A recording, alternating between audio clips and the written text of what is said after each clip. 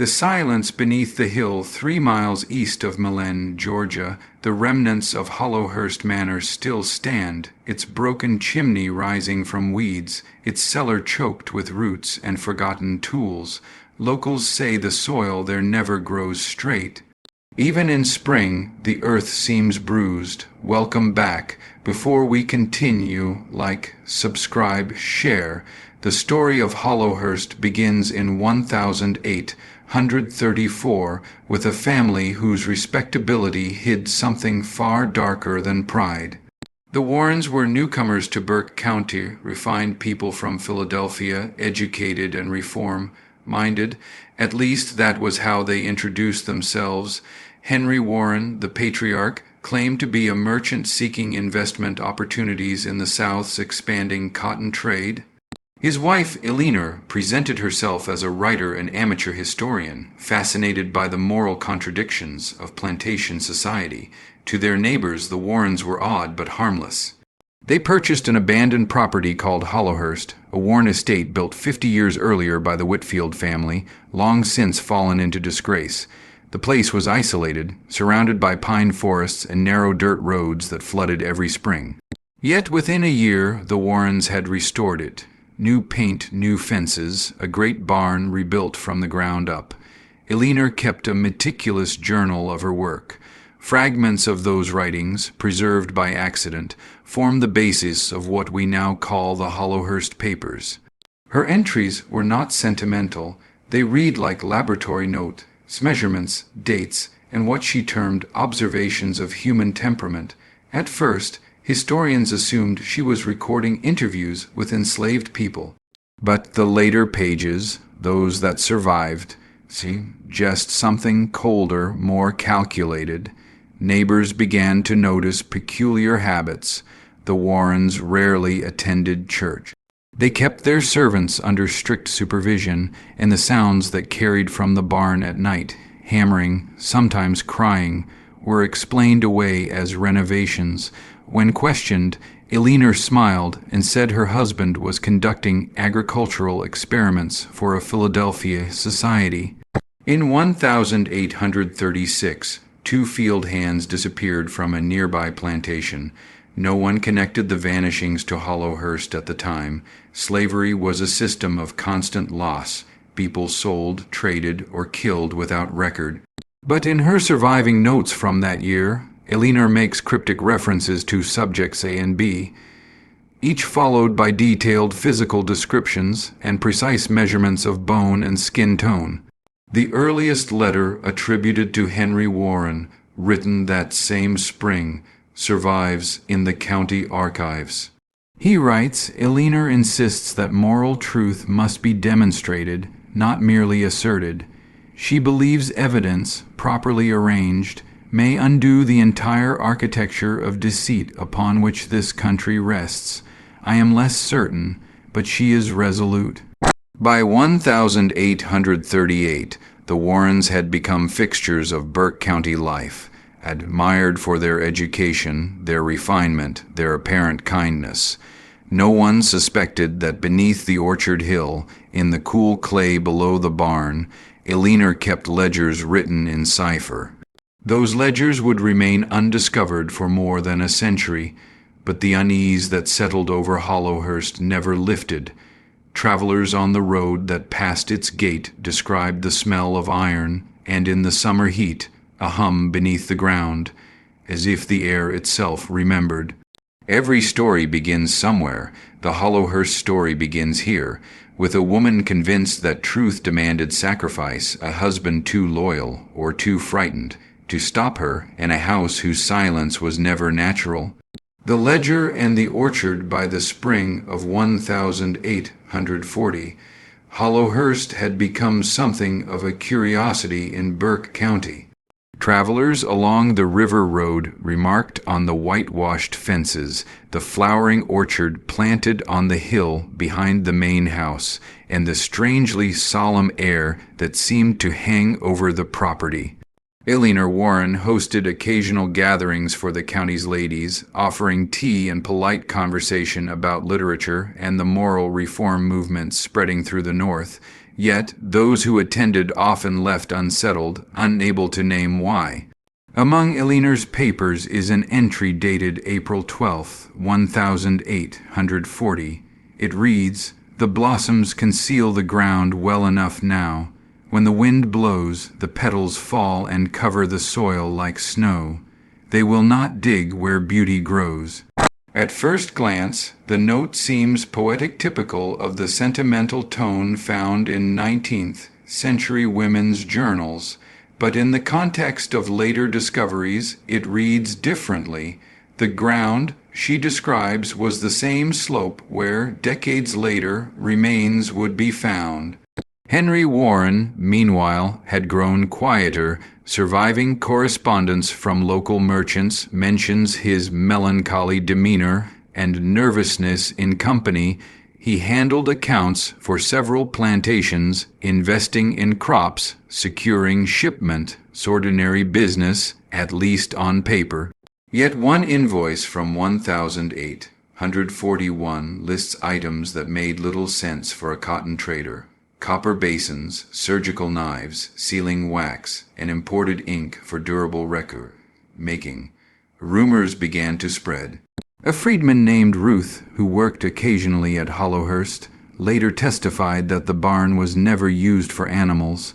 There was a floor of stone down there, she said, and lamps that burned even in daylight. When questioned by her overseer, she claimed she saw wooden tables and heard Elinar speaking softly in a tone like a preacher giving sermon to ghosts. Elinar's surviving notebooks support parts of her story. She refers to experiments in moral correction, controlled observation of lineage, and the proof that sin is not of color but of inheritance.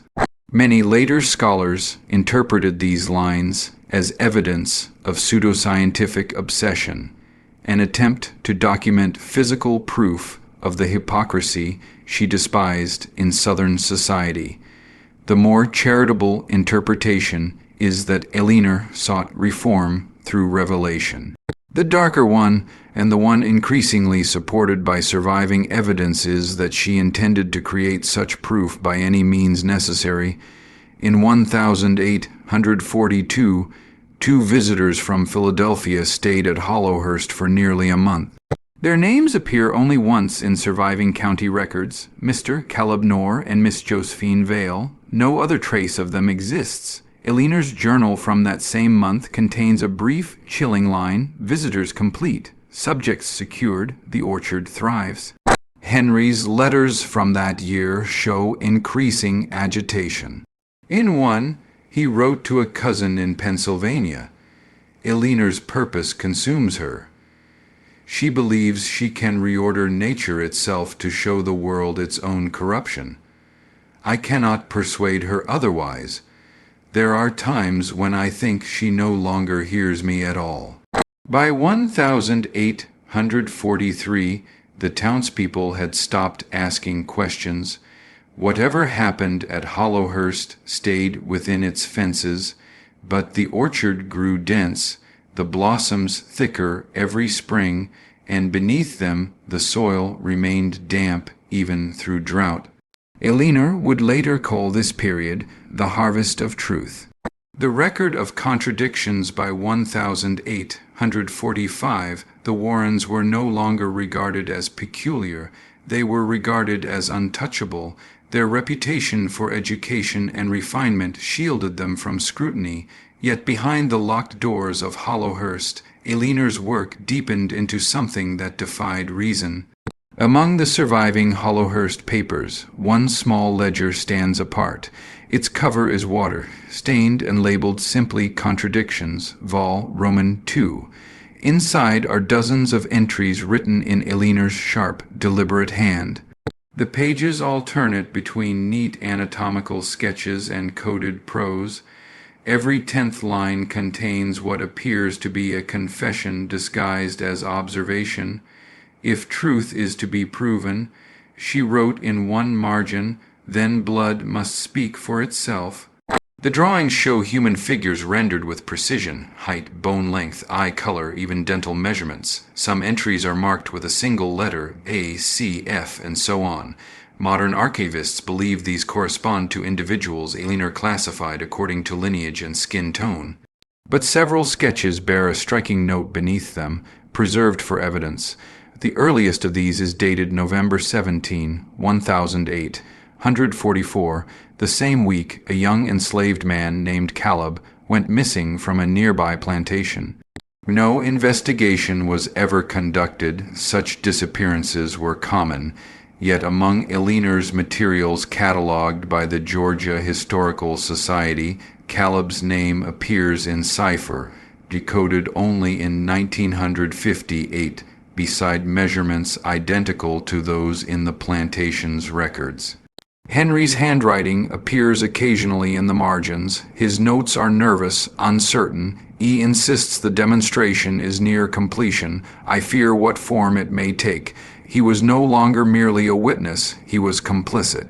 The surviving receipts in his name show the purchase of preserving spirits, fine linen sheeting, and coffin hinges. None of these items appear in plantation inventories or shipping records. By 1846, Hollowhurst's orchard expanded again, covering nearly 2 acres. Beneath it, hidden by soil and roots, Elinor constructed what she called the vault. Later excavations revealed remnants of brickwork arranged in narrow corridors, storage spaces rather than burial chambers. Ruth, the freedwoman who had once tended the kitchen, later recalled seeing Henry emerge from the barn one night with hands shaking and face pale as wax. She claimed he told her, "It's not God's work anymore." Elinor, however, seemed invigorated. She began hosting small intellectual salons in the parlor, discussions of philosophy, heredity, and divine justice. She argued that moral corruption was inherited, that purity of soul could not be confined to race. Her speeches were persuasive, eloquent, and utterly devoid of mercy. A surviving newspaper clipping from the Savannah Courier, April 1008, 147, reports on one of these gatherings. Mrs. Warren of Hollowhurst delivered an address on the degeneration of moral fiber in the planter class. Though her words shocked some, others found her conviction admirable. Her theories of inherited vice, though eccentric, were presented with remarkable intellect. No one in attendance knew that beneath the orchard hill, Elinor was cataloging proof for those very theories, records that would one day damn her legacy. The tone of her later writings shifts from cold documentation to near-religious ecstasy. The proof grows. She wrote, 16 souls have spoken, each bearing witness in their stillness. What exactly she meant by spoken remains the subject of grim speculation. By 1848, Henry's health declined. He stopped appearing at church, and visitors to Hollowhurst reported that he moved like a man half alive. Elinor, meanwhile, continued her work alone, her eyes bright, her voice even.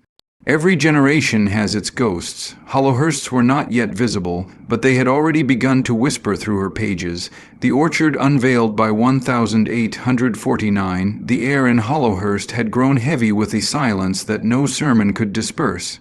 The townspeople spoke of the Warren estate in half-whispers, how the orchard seemed unnaturally lush, how its petals never browned, how lanterns burned there at midnight, though the family had no need for harvest labor. That year, a man named Reverend Joel Tanner arrived from Charleston to survey parish records. He had heard rumors of Elinor Warren's scientific ministry and came to investigate what he believed to be unorthodox preaching. His first entry in the church log reads simply, "Visited Hollowhurst on the Sabbath. The lady of the house spoke of moral contagion and blood inheritance. Her words trembled with passion, yet she smiled as if in triumph." Tanner's second note, written 3 days later, is more urgent. Her theory is madness made elegant. She speaks of a corruption that can be distilled, measured, even displayed. The husband avoids my gaze. Something beneath that orchard stirs. His account ends abruptly. He returned to Charleston within the week and died of fever less than a month later. Henry Warren's deterioration accelerated after the Reverend's visit. His letters became incoherent, filled with pleas for forgiveness and fragmented prayers. In one found years later in a hidden drawer, he wrote, "She has done it. God forgive her. She has taken what was living and made it silent. Yet still it remains. They do not decay. They watch. No physician was ever summoned for him." By winter he was gone. His death was recorded only as melancholia. Eleanor buried him beneath the orchard, claiming it was his wish. Neighbors reported seeing her there often afterward, standing alone among the trees, whispering verses from Genesis. The orchard bloomed early that year, unnaturally early, and the blossoms gave off a scent that lingered in the air long after dusk. One night Ruth, the freedwoman who had served the Warrens for over a decade, fled Hollowhurst in terror. She appeared at the Burke County Courthouse barefoot and shaking. The official record of her testimony remains one of the few direct eyewitness accounts of what lay beneath the orchard. "I saw the door open in the ground," she told them. Mist came out like breath. Inside were figures, lined up like they was sleeping, but they wasn't sleeping. Their eyes was open, but they didn't see me. The smell was sweet, like flowers and sickness together. The magistrate dismissed her story as hysteria. Still, word spread quickly. For months afterward, no one would go near Hollowhurst after sunset. Eleanor's own journal from that period confirms fragments of Ruth's description.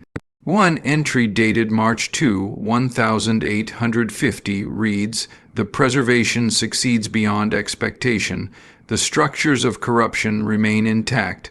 Proof undeniable. I have recorded each vessel by name." Following that, her writing becomes erratic, half sentences, frantic sketches of faces with hollow eyes. The final entry before the journal ends mid-sentence states, "Henry smiles again beneath the trees. The orchard feeds." By late 1851, Hollowhurst was abandoned. The estate changed hands twice over the next decade, each owner leaving within a year. Local children dared each other to pick the blossoms, claiming that if one stayed still enough in the orchard at night, they could hear whispers rising from the roots. No bodies were recovered until the excavation of 1865, when soldiers moving through Burke County uncovered a collapsed chamber beneath the hillside. Inside were 16 figures preserved in unnatural condition, flesh unrotted, eyes open, arranged like an audience. Among them was a woman in decayed white lace, her face serene, her hand resting upon a ledger. It was Eleanor Warren. The anatomists report by the autumn of 1865 the war was over, and the county lay in ruin. Many estates stood abandoned, their owners vanished or dead. Hollowhurst might have remained another forgotten relic of antebellum decay had the soldiers not chosen to camp on the hill beside the orchard. What they uncovered was not the work of nature, but of intention. The excavation of the orchard began on September 3, 1865. Military engineer Captain Leland Rowe filed the first official statement, discovered a subterranean vault approximately 12 feet beneath surface level. Interior contained multiple preserved human forms, condition inexplicably intact, no evident odor of decay. The Army assumed it was a burial crypt, perhaps the work of Confederate surgeons or grave robbers. It wasn't until the crates were opened at the Augusta Medical College that the truth, or some version of it, began to emerge. The attending physician, Dr. Martin Keats, documented the findings in a clinical tone that barely conceals his horror. The preservation is without precedent. Skin remains pliant, musculature firm, joints uncorrupted. Viscera appear desiccated yet preserved. Specimens show no evidence of embalming fluid known to modern medicine. It is my opinion that chemical preservation alone cannot account for this state. Of the 16 figures recovered, 12 were male, 4 female. several bore markings resembling surgical incisions along the sternum and throat. Each had a small copper disc sewn into the chest bearing a number engraved by hand. Specimen No. 1 was identified, through comparison with surviving sketches, as Eleanor Warren. Her face had not collapsed with death. The eyelids were half lowered, the skin pale but intact. Her hands were folded over a leather-bound ledger. The ledger itself, once opened, revealed meticulous records, names, dates, genealogical lines, blood measurements, and cryptic remarks such as deviation controlled and moral fiber intact. Scholars would later note that her entries echo the tone of 19th century eugenic theories, decades before such terminology even existed. One passage reads, "If virtue and corruption are matter of the blood, then perhaps one may be distilled from the other. The flesh does not lie, it remembers all transgressions." Keats's assistants reported that each body appeared watched over, positioned deliberately, as if posed to face the vault's entrance. Beneath the central platform lay several jars filled with an amber substance, thick and iridescent. Later analysis found traces of human fat, copper sulfate, and something resembling formaldehyde, though such compounds were rare and rudimentary in the 1840s. More perplexing were the physiological anomalies. A microscopic examination of skin samples showed cellular structures strangely rigid, resistant to degradation. One assistant described them as half living, half stilled. Within a week of study, that same assistant fell ill with a fever and delirium. His final words, recorded by Dr. Keats, were, "They're breathing still, the orchard breathes through them." The report was never published. The Union command classified it under medical curiosities, unverified, and the specimens were sealed in storage beneath the college's basement. Some say the jars were quietly removed by night. Others claim they remain there still, mislabeled, in forgotten crates that hum faintly when the lights go out. In the following months, Dr. Keats resigned his post and retired to Virginia. His personal letters, recovered by his niece decades later, suggest he believed Eleanor Warren's work had touched on something not entirely biological. In one letter he wrote, "Whatever animated them was not death-defied, but conscience unburied." And so the Hollowhurst orchard closed its roots again, but the study did not end there. A second wave of researchers arrived in 1866, bringing instruments of new science, microscopy, galvanism, and early chemical photography. They sought to understand what Eleanor had awakened, and perhaps to finish what she began. The reanimation attempts by February 1866, the specimens from Hollowhurst were no longer regarded merely as curiosities. They had become a challenge, a mystery that refused to conform to science or faith. The Augusta Medical College, desperate for recognition in the post, or years, authorized a discreet commission to study what Dr. Keats had left behind. The project's official title was Physiological Resilience in Long, Preserved Human Tissue. Unofficially, it was known among the students as the Warren Experiment. Leading the new study was Dr. Silas Fenwick, a lecturer in anatomy with a reputation for bold hypotheses. He believed the preservation hinted at latent vitality, that the bodies might retain some residual electrical or chemical life. Fenwick's assistant, Thomas Leary, kept a detailed journal of the proceedings. His notes, later recovered from an attic trunk, form the backbone of what we know today. Leary's first entry, March 4th, 1866, reads, "We unsealed the crates today. Even after months, no odor. The specimens are soft to the touch, like wax or living skin in winter. One, a man of about 40, appears ready to wake if disturbed." Fenwick ordered a series of experiments, beginning with galvanic stimulation. Electrodes were applied to the limbs and chest of one specimen, connected to a hand, cranked induction coil. On the third pulse, the body's right arm flexed violently, the fingers curling into a fist. Several students fled the room. Fenwick insisted the reaction was mechanical, residual contraction of the muscles, but his tone in later entries betrays unease. The contraction lasted too long. The hand did not relax for nearly a full minute. There was a faint smell of ozone and something else, like wet soil. Subsequent tests escalated. Solutions of mercury nitrate, copper salts, and animal blood were injected into the preserved veins. Fenwick noted minor discoloration and temperature fluctuation in 2 subjects.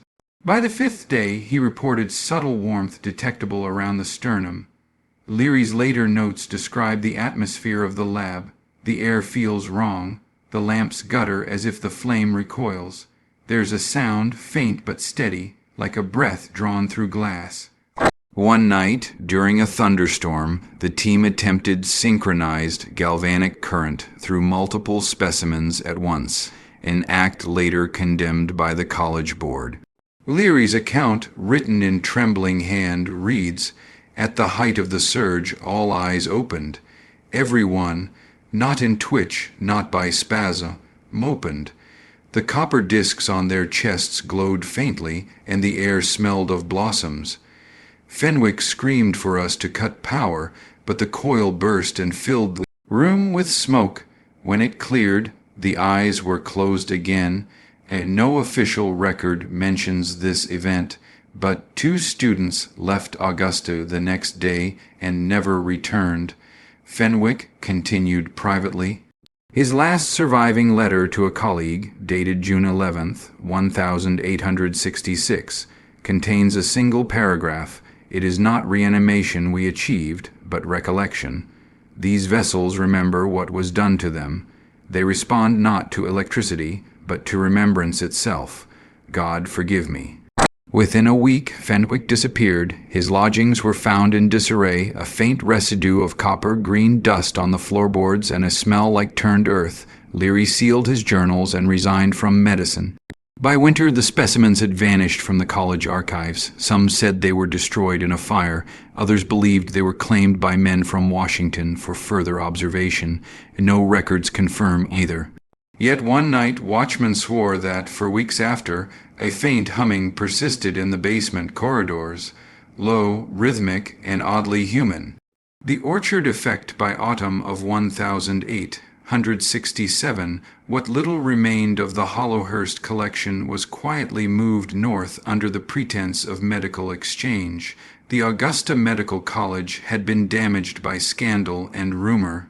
Officially, the specimens were described as anatomical materials of uncertain preservation, but to those who handled the shipment, they were something else entirely, warm to the touch and faintly humming. The crates were delivered to a facility outside Baltimore, rented under the name Orchard and Haynes Agricultural Testing Company. The cover was perfect. Hidden beneath the orchard's rows of apple trees was a series of brick cellars converted into laboratories. Witnesses later described rows of tables like pews in a church, with copper tubing running along the walls and jars of cloudy fluid stacked to the ceiling.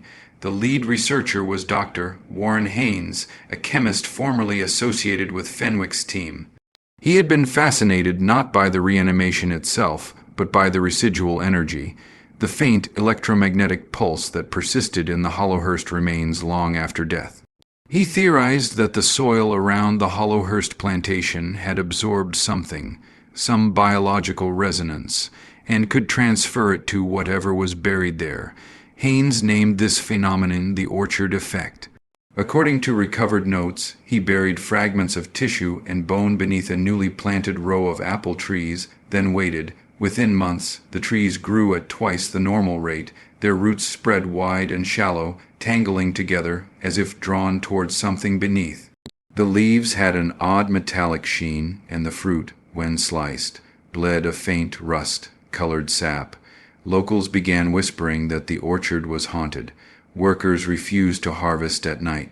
One laborer claimed that when he placed his ear to the trunk of the oldest tree, he heard a slow breathing like something dreaming underground. In March 1868, Haynes invited a group of investors to witness what he called Phase 2. According to the surviving journal of one attendee, Mr. Illy Crandall, the event began with the exhumation of a tree's root system. Beneath it, they found not soil, but fibrous growths shaped disturbingly like veins. When Haynes cut one open, a faint pulse of warmth radiated outward, and the air filled with the smell of iron and ozone. The next day, Haynes' notes abruptly end. The last entry reads, "The orchard dreams now, it remembers. The wind through the leaves is not wind, it is whispering." Within weeks, Orchard and Haynes ceased operations. The land was sold quietly to a textile magnate, who ordered the trees cut down, but those who took part in the work reported that the roots bled when struck, and that the stumps continued to exude sap for months after. Of the investors who witnessed Haynes' demonstration, 4 died within the year, each from unexplained paralysis beginning in the hands, spreading gradually to the lungs. Crandall, the last survivor, described the sensation before his death. "It feels as though something is growing inside me, taking root." By 1870, the orchard had reverted to wild growth. No one could keep the ground cleared. Even after burning, new shoots emerged within days. The area gained a grim reputation among locals as the humming field. When the property was finally purchased again in 1901 for redevelopment, surveyors discovered a faint electrical current in the soil, constant, low, and rhythmic, measurable even with primitive equipment. The readings aligned almost perfectly with a human heartbeat. Researchers now call this anomaly the orchard effect. Its origin traces directly back to Hollowhurst, to the soil, to the bodies, and to the experiment that should never have happened. The resonance files by the early 20th century, the legend of the humming field, had dissolved into local folklore, something children whispered about on the outskirts of Baltimore County. But beneath that ground, what doctor Haynes had planted was still alive, not in the sense of breathing or pulsing flesh, but something subtler, a memory of life, resonating faintly through the soil. In 1909, a team from the Carnegie Institute for Biological Research conducted soil tests near the old orchard site. Their goal was simple: determine mineral composition for agricultural mapping. Instead, their instruments recorded faint magnetic irregularities that fluctuated every 6 seconds. The readings were dismissed as equipment error, but one junior researcher, Dr. Miriam Ashford, refused to let it go. She described hearing a soft rhythmic pulse through the metal casing of the device, like a faint echo of blood moving through veins. Ashford's personal journal, later recovered from her estate, details months of clandestine experiments. She kept samples of the orchard soil in glass containers in her lab. Within a week, the jars began fogging over internally, as if breathing. When she placed copper electrodes into the soil, she registered a faint but measurable current, stronger on moonless nights. On March 4, 1910, Ashford wrote, "The soil hums when I touch it. I believe it remembers the hands that buried what once lived within it." Her colleagues dismissed her work as hysteria, yet one visiting physicist, Dr. Alden Reeves, noted that the samples emitted low frequency vibrations identical to the human cardiac rhythm. Reeves called it bio-resonance decay. He proposed that organic material under extreme emotional or physical duress could, in theory, imprint its electromagnetic pattern upon the environment, a ghost of biology, not consciousness, but memory. Ashford's samples were later seized by the government under the pretense of contamination control. The archive that held them was officially labeled the Resonance Files. Its existence was denied for decades, but several pages survived, copied by hand and smuggled into university libraries by assistants who feared the work would vanish. Those surviving documents are chilling. They reference material consistent with Hollowhurst recoveries, connecting the orchard soil directly to the 1834-1865 Hollowhurst collection. The files even list specimen codes corresponding to those once found in Fenwick's ledgers. The implication was clear: what had been buried at Hollowhurst had never died. It had simply changed state. In 1924, a warehouse fire in Philadelphia destroyed what remained of Ashford's research. Yet reports from local newspapers mentioned an unusual green flame that persisted for hours despite rainfall, leaving behind no ash, only fused glass and scorched copper. The heat signature was later measured at temperatures higher than any known chemical fire of the era.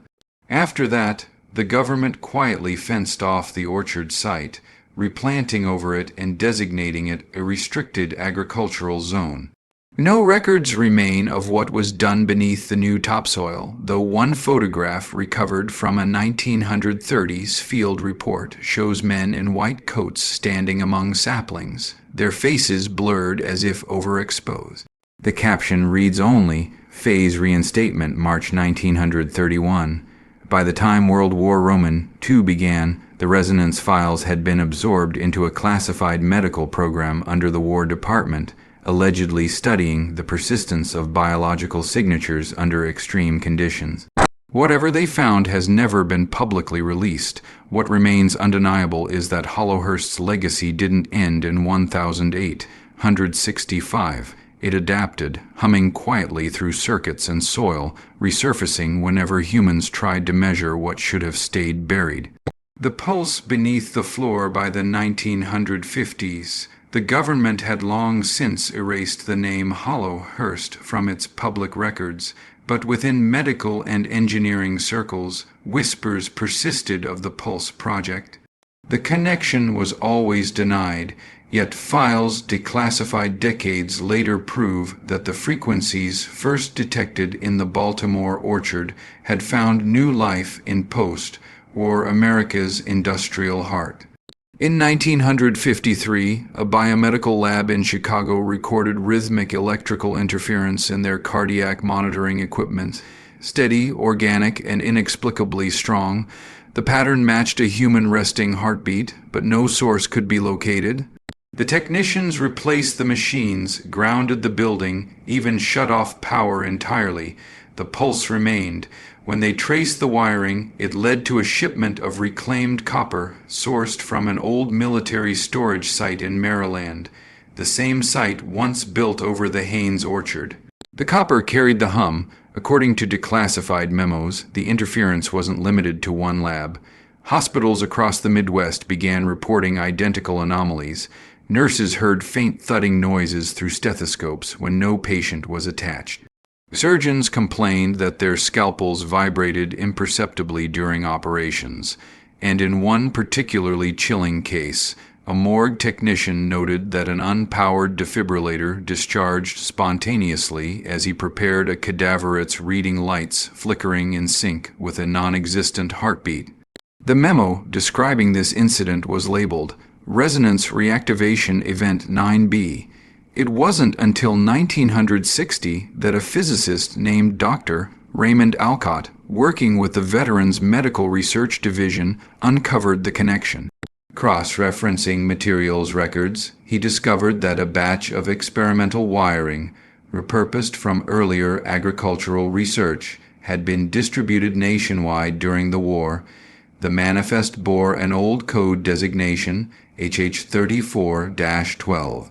Hollowhurst's internal file number, Dr. Alcott began mapping the interference. He found that buildings using HH34-12 wiring produced measurable low-frequency pulses between 52-56 beats per minute, even without electrical power.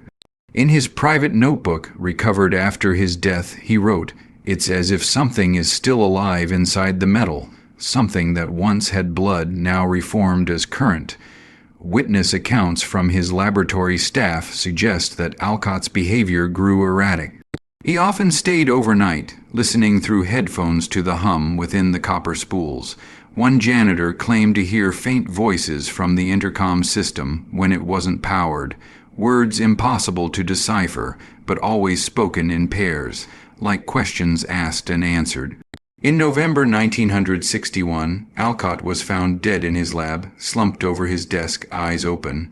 The lights had failed, but every indicator needle on the diagnostic panel was pulsing steadily, synchronized to a rhythm that no living heart could sustain. The report called it a cardiac event consistent with prolonged entrainment.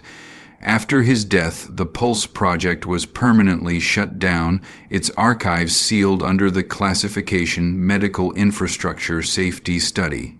The remaining HH34-12 copper was melted down for industrial reuse, but some engineers refused to handle it, claiming the molten metal emitted a low moaning sound like wind moving through hollow bone.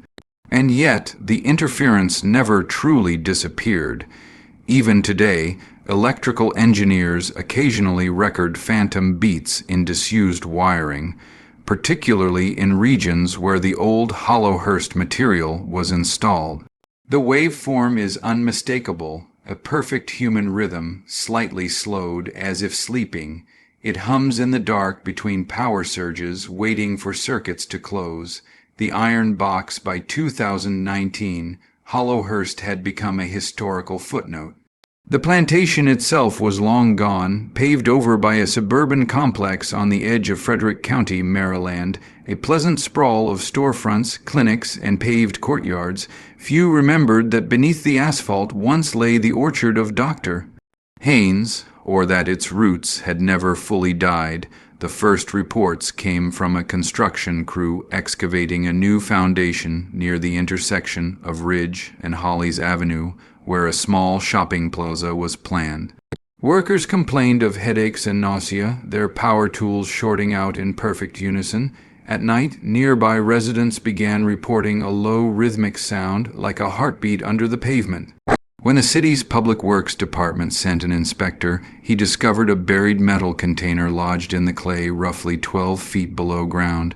The box was rusted, almost fused to the soil, but carried faint engravings initials almost erased, EMH. The inspector noted the oddity, tagged it for historical recovery, and left it in the custody of the Maryland State Archives. Within weeks, archivists confirmed it matched the construction and material of 19th century storage boxes once used in private laboratories. Inside were pages, still legible, covered in delicate, slanted handwriting. They called it the Iron Box of Hollowhurst. The writings were a combination of diary entries, specimen codes, and sketches. References appeared to the orchard effect, Fenwick's medical research, and the resonance experiments. But the most disturbing note came from a final page dated May 12, 1008, 165, written in a trembling hand. "The orchard breathes without us now. It needs only warmth. It will remember the shape of what was planted." A research team from the University of Maryland began studying the box's contents in 2020. Within days, staff reported inexplicable static in recording devices, fluctuations in room temperature, and faint electrical pulses through their laptops even when disconnected from power. One assistant swore she heard faint tapping under the concrete floor. 6 slow beats, pause, 6 more. On February 17, 2021, during a storm-related power outage, the archive's emergency lights flickered, then steadied into a slow, pulsing glow. Exactly 50. 3 beats per minute. Security footage from that night shows the iron box vibrating on its shelf, papers rustling despite no airflow.